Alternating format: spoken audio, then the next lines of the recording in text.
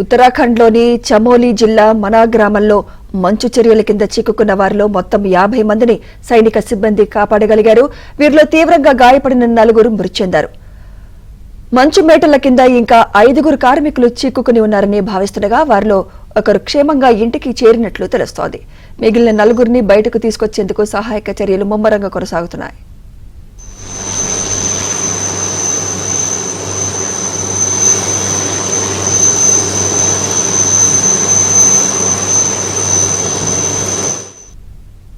బద్రీనాథ్ క్షేత్రం మనా మధ్య జాతీయ రహదారిపై మంచు మేటలను తొలగించే పనులను బీఆర్ఓ నిర్వహిస్తోంది.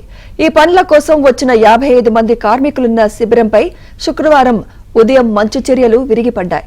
ప్రతికూల పరిస్థితుల్లోనూ తొలి రోజు 33 మందిని రక్షించగలిగారు. నిన్న ఉదయం వాతావరణం అనుకూలించడంతో మరో 17 మందిని సైన్యం కాపాడింది. సుమారు 7 అడుగుల లోతు మంచులో కూరుకుపోయిన మరో 4 బయటకు తీసేందుకు తీవ్రంగా శ్రమిస్తున్నట్లు సైనిక అధికార ప్రతినిధి వెల్లడించారు.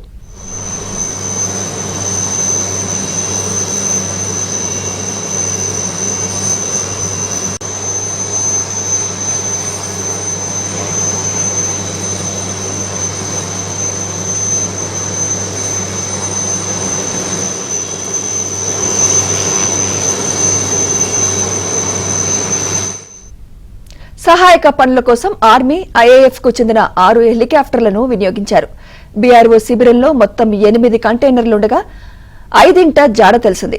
మరో 3 కంటైనర్ల ఆచూకీ తెలియలేదని సైనిక అధికారి వెల్లడించారు.